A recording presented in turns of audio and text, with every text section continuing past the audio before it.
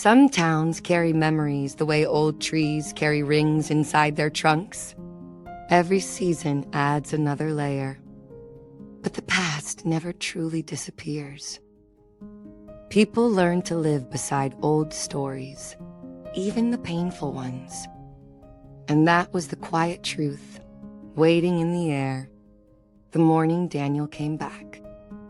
As the bus rolled into town, just as the sun was rising over the rooftops, a pale winter light stretched across the street, reflecting off the thin layer of frost on the parked cars. Daniel stepped down slowly, a single worn suitcase in his hand. The buildings looked almost exactly the same as the day he had left years ago. The grocery store sign still creaked slightly in the wind, and the post office windows still caught the morning light in the very same way. A few early walkers paused when they saw him. Recognition passed silently across their faces. Some quickly turned their eyes away and continued walking. Daniel took a slow breath and started down the street without saying a word. For most people in town, Daniel's name was tied to a night no one wanted to remember. It had happened during a bitter winter storm, years earlier. The roads were slick with ice, and visibility had been so very poor. Daniel had been younger then, impatient and careless, in a moment that lasted only seconds. A terrible accident followed, leaving several people injured and one family forever grieving. The town had gathered around the victims, sharing their pain and anger in the days that followed. Daniel had gone to prison soon after the trial, but even after years had passed, the memory never truly faded. And when word spread that he had returned, the old story began to move through the town again. Daniel walked the quiet streets until he reached the small house where he had grown up. The place looked tired from years of sitting empty. Fallen leaves covered the front steps, and the paint on the railing had begun to peel. He unlocked the door and stepped inside slowly, as if entering a room filled with echoes. Dust floated gently in the sunlight coming through the windows. Daniel placed his suitcase down and looked around the silent living room. Nothing had changed except the years that had passed. He opened the windows to let fresh air move through the house. Then he quietly began cleaning, one small task at a time. Across town, Mira was unlocking the front door of her café when she first saw him again. The smell of roasted coffee beans drifted into the cold morning air as she flipped on the lights. The street outside glowed softly with early sunlight. As she wiped the front window, her eyes drifted toward a yard across the street. Daniel was kneeling beside a broken wooden fence, carefully lining up loose boards. He worked slowly, tapping nails into place with steady hands. No one stood nearby asking for help. When the fence was secure again, he brushed snow from his gloves and walked away quietly. Mira watched the empty yard for a moment after he left. Inside the cafe, the morning regulars had already started talking about him. The familiar sound of spoons clinking against ceramic mugs filled the room, soft and steady, like a rhythm everyone knew by heart. One man leaned forward at his table and said Daniel had no right to come back after what happened. Another shook his head and muttered that some mistakes could never be repaired. Behind the counter, Mira moved gently, pouring coffee while listening to the conversation. She understood why people still felt angry. The accident had changed many lives, and some wounds stayed open longer than anyone expected. But she also remembered the quiet way Daniel had repaired that fence earlier. It had been such a small thing, yet it stayed in her thoughts. The following morning, a heavy snowfall covered the town in fresh white silence. Snow piled against doors and sidewalks overnight. Mira arrived early at the café, expecting to spend time clearing the entrance before customers arrived. But when she stepped out of her car, she stopped in surprise. The entire walkway in front of the café had already been shoveled clean. Neat rows of snow lined the sides of the path. Mira looked down the street and saw Daniel working his way from one house to the next with a shovel. He moved slowly but steadily, clearing sidewalks without speaking to anyone. The cold wind tugged at his jacket as he continued down the block.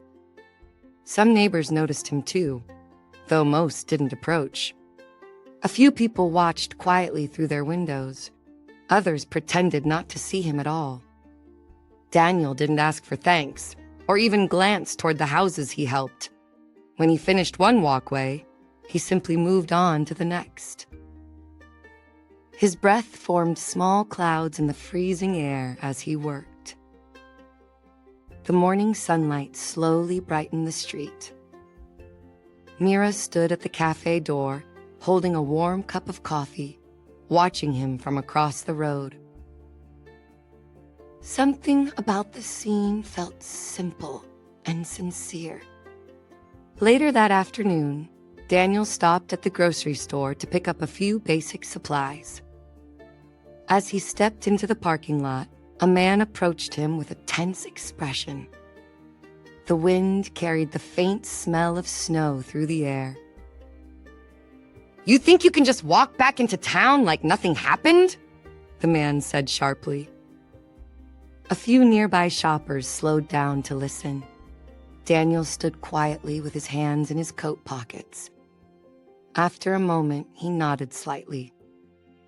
"I understand why you're angry," he said calmly. The man looked surprised by the quiet response. Daniel walked past him without another word. Days passed, and Daniel settled into a quiet routine. Each morning he left the small house early and walked through different parts of town. If he noticed something broken, he fixed it. A loose mailbox, a cracked porch step, a fallen branch blocking a driveway. None of the tasks were large or dramatic. Most people never even saw him doing the work. But slowly, small repairs began appearing across town. Mira started noticing them as she walked to work each morning. It felt as if someone was gently stitching together the little problems everyone else had ignored. One evening, as Mira locked up the cafe, she noticed a small paper bag sitting beside the door. Curious, she picked it up and looked inside. There were a few fresh apples and a folded note. The handwriting was careful and simple. "For the early mornings, you work so hard," the note said. "Thank you for keeping this place warm for people." Mira stepped outside and looked down the quiet street. The sky had turned soft shades of orange as the sun disappeared behind the hills. Daniel was nowhere in sight. She held the note for a moment, feeling a quiet question forming in her mind. The next day, Mira spotted Daniel again near the small park across the street. A wooden bench had been loose for months, and most people simply avoided sitting on it. Daniel knelt beside it with a small toolbox, tightening the bolts carefully. The winter sun rested low in the sky, casting long shadows across the empty playground. When he finished, he pushed lightly against the bench to test its strength. Mira watched him through the cafe window for a while. Then she poured 2 cups of coffee and stepped outside. The cold air brushed against her cheeks as she crossed the street. Daniel looked surprised when she offered him the cup. For a moment, he hesitated before accepting it. "Thanks," he said quietly. They stood beside the repaired bench while steam rose from the cups. "You've been fixing a lot of things around town," Mira said gently. Daniel shrugged slightly and stared down at the ground. "Just trying to keep busy," he replied. After a short pause, he added, "Figured it might help someone." Mira nodded thoughtfully. As the afternoon light faded, they stood there in comfortable silence for a moment. Cars passed slowly along the street, and the town carried on around them. Mira studied Daniel's face carefully, noticing the tired lines around his eyes. He didn't look like the reckless young man people still described in their stories. Instead, he seemed quieter, almost cautious with every word he spoke. "People are still hurting," Mira said softly. Daniel nodded, already knowing that truth. "I know," he answered. That night, the cafe filled with its usual evening crowd.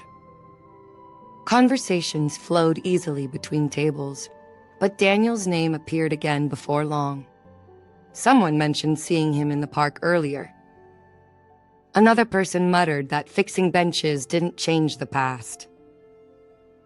Mira wiped down the counter and listened quietly. She didn't argue or defend him. Instead, she simply remembered the way he had accepted the coffee with quiet gratitude.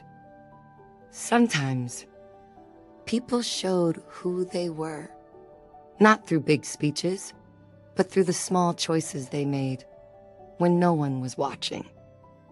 Later that evening, Mira walked home through the park after closing the cafe, her steps slow and thoughtful. Snow crunched softly beneath her boots as she crossed the wooden bridge over the frozen pond, the town lights reflecting gently across the ice. As she reached the middle of the bridge, she noticed someone standing by the railing. Daniel looked up when he heard her footsteps. "Long day?" Mira asked calmly.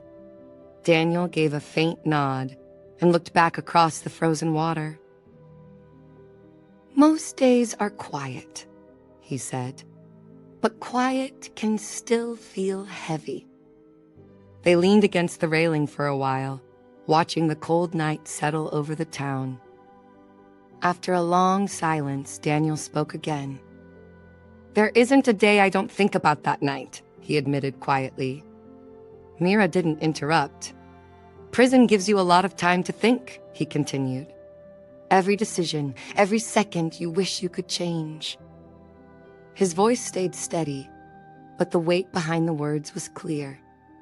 Mira listened carefully, sensing how rarely he spoke about it.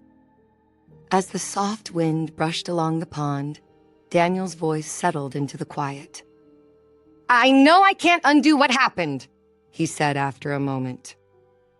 "But I still want to spend the rest of my life trying to do something better." The trees swayed gently, as if listening. Mira looked at him thoughtfully before replying. "Sometimes people don't notice change right away," she said. Daniel offered a small, understanding smile. "I'm not asking them to," he answered. As they parted ways that night, Mira walked home with Daniel's words lingering in her mind. The town still held its anger tightly, and maybe it always would. But she had also seen something many others hadn't. She had seen the quiet effort he made every single day. The repairs, the kindness, the patience. None of it erased the past. Yet it felt like the beginning of something the town wasn't ready to name yet. The following morning, Daniel was already outside when Mira arrived at the cafe. The sun was pale, but growing brighter, glinting off the frost-covered rooftops. He was carrying a small bag of groceries toward a house at the edge of the block, moving slowly, but deliberately. Mira paused for a moment, watching him set the bag down on the porch and step back, brushing snow from his coat. The elderly woman inside peeked through the window, surprised but grateful. Daniel turned away before she could speak, walking toward the next house with quiet determination. Mira couldn't help but feel a mixture of awe and unease at his unassuming courage. Later that day, news of his actions drifted into the cafe on soft whispers and cautious glances. "Did you see him helping the Thompsons?" one regular asked another. "I still can't believe he came back," the other replied, shaking their head. Mira listened quietly from behind the counter, pouring another cup of coffee.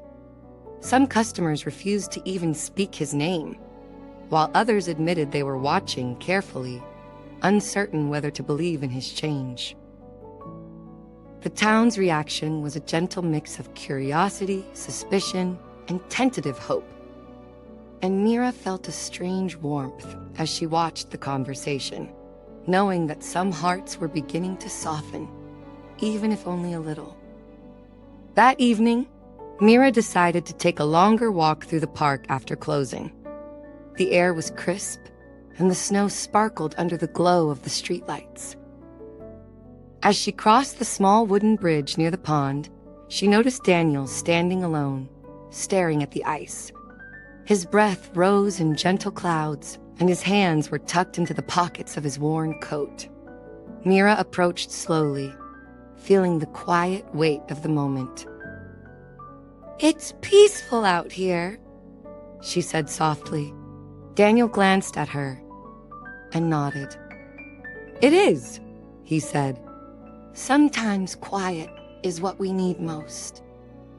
They stood side by side in silence for a few moments, the wind brushing against their faces. Daniel finally spoke, his voice low and thoughtful. "I think about that night every single day," he admitted. Mira didn't respond, letting him speak in his own time. "Prison gave me time to replay it all," he continued. "Every decision, every second I wish I could undo." He looked down at the frozen pond, the reflection of the streetlights dancing across the surface. Mira watched him, sensing the deep weight he carried and the quiet strength it took to live with it. The next morning, the cafe was unusually busy. People spoke in hushed tones, some glancing toward the door as they entered. Daniel arrived early, quietly taking a seat near the window. Mira poured him a cup of coffee and placed it before him without a word. He accepted it with a small nod of thanks, keeping his eyes focused on the steam rising from the cup.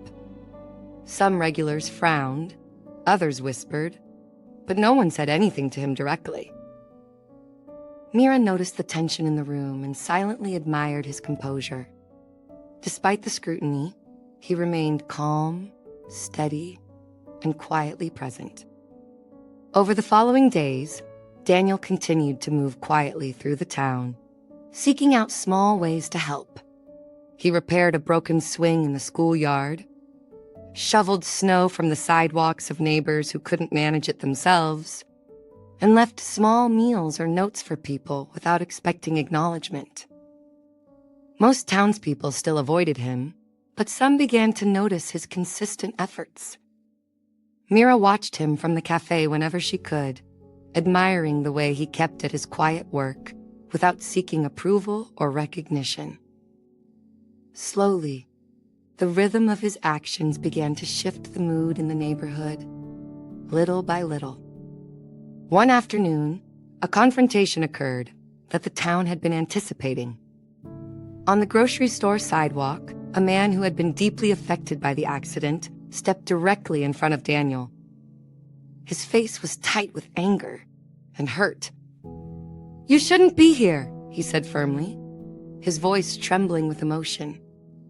Daniel stood quietly, hands in his pockets, and responded gently, "I understand why you feel that way."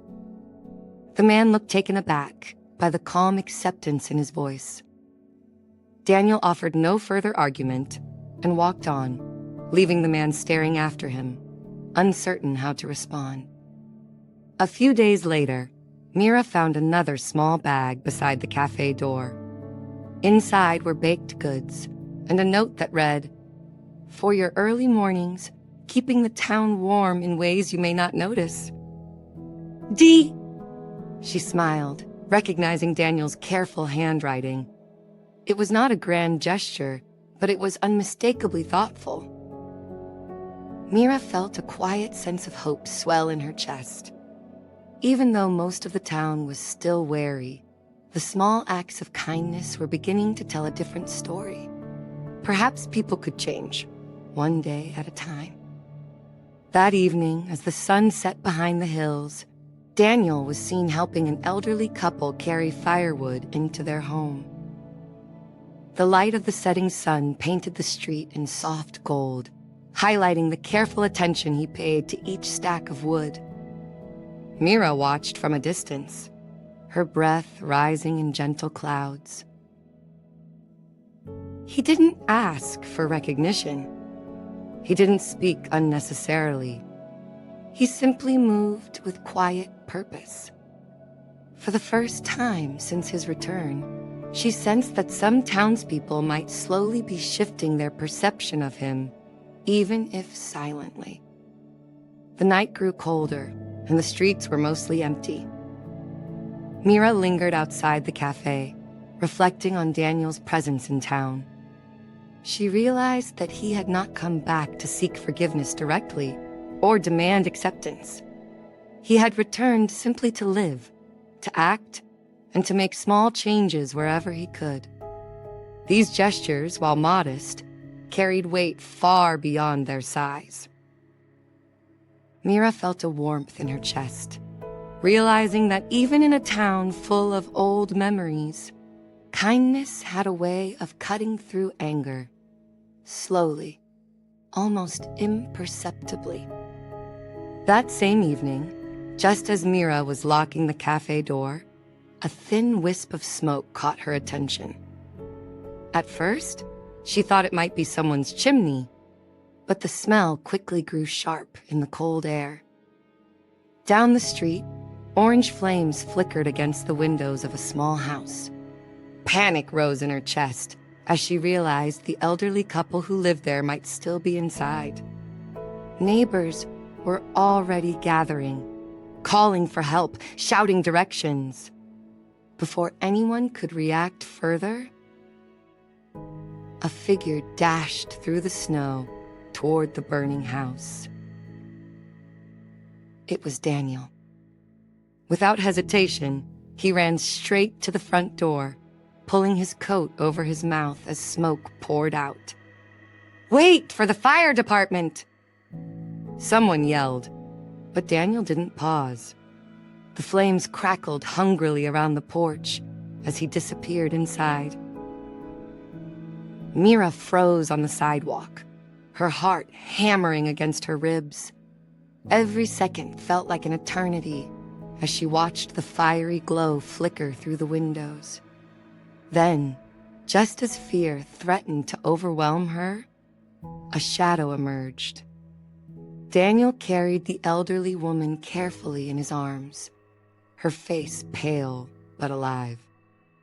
The crowd rushed forward to help, wrapping blankets around her shoulders and guiding her safely across the snow.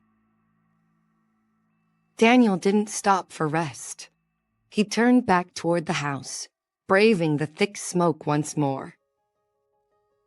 "Her husband, he's still inside," someone shouted. Without a moment's hesitation, Daniel vanished again into the inferno. Mira clutched her coat, unable to breathe, her eyes fixed on the doorway. The fire department's sirens wailed in the distance, growing louder with each passing second. Moments later, Daniel emerged a second time, this time supporting the elderly man who leaned heavily on his shoulder. Firefighters rushed to take the man into care while paramedics wrapped him in blankets. Daniel sank to his knees in the snow, soot covering his coat, exhaustion written in every line of his face. Mira hurried to him, kneeling beside him and placing a steadying hand on his shoulder. The elderly couple, wrapped in blankets, turned to Daniel with tearful gratitude. "We wouldn't be here without you," the woman whispered. The man nodded, voice low but steady. "Thank you, son." In the days that followed, the story of Daniel's bravery spread quickly through the town. People who had avoided him, whispered about him, or refused to say his name now spoke of him with something approaching awe. Some still held tightly to old resentment, but many began remembering the quiet acts of kindness he had performed long before the fire. Mira noticed neighbors leaving small notes and gifts on his porch, gestures of thanks they had never dared to offer before. Slowly, the town began to see Daniel not just as the man who caused pain, but as someone actively trying to heal what he could. Daniel returned to the café one crisp morning, unsure if anyone would speak to him. Mira greeted him with a gentle smile and placed a fresh cup of coffee in front of him. Regulars glanced over cautiously, some nodding in acknowledgement. He accepted the cup with quiet gratitude, eyes focused on the warmth rising from the mug. The atmosphere felt different, lighter, gentler, as though the fire had cleared a path not just for the elderly couple, but for Daniel's slow reintegration into the community. Later that week, the elderly couple visited the cafe together. They moved carefully, but with such quiet strength, their eyes shining as they approached Daniel. The woman placed her hand on his shoulder, smiling softly. "You saved us," she said simply, and the man added, "Maybe people can change more than we think." Daniel looked down at the table, overwhelmed, but quietly honored. The room held its breath, and for the first time, forgiveness felt like something tangible, even if it was still fragile. As winter gave way to early spring, life in the town continued its gentle rhythm. Children laughed as they played in the thawing snow. Shopkeepers swept their sidewalks, and neighbors spoke more openly with one another. Daniel moved through it all quietly, helping where needed, never assuming he had earned full forgiveness, yet never stopping his efforts. Some townspeople still kept their distance, but more greeted him with small nods or quiet words of thanks. Each gesture, however small, was a step toward reconciliation. One evening, Mira and Daniel stood outside the cafe after closing, watching the sun dip behind the hills. The sky glowed in warm shades of gold and amber. "People don't forget the past easily," Mira said softly. Daniel nodded, understanding that truth better than anyone. "But sometimes they notice what someone chooses to do with the time they're given after it," she added. Daniel looked down the quiet street, seeing the town in a new light, one where small acts of courage and kindness could begin to heal even the oldest wounds. Forgiveness rarely comes all at once. It grows slowly, shaped by patience, humility, and brave choices repeated over time. Daniel had not returned to erase the past, but to do what he could in the present. And in the process, the man no one wanted to forgive became the person who reminded the town what redemption could look like. Even in a place filled with old pain, hearts can shift quietly, and hope can take root in the most unexpected ways.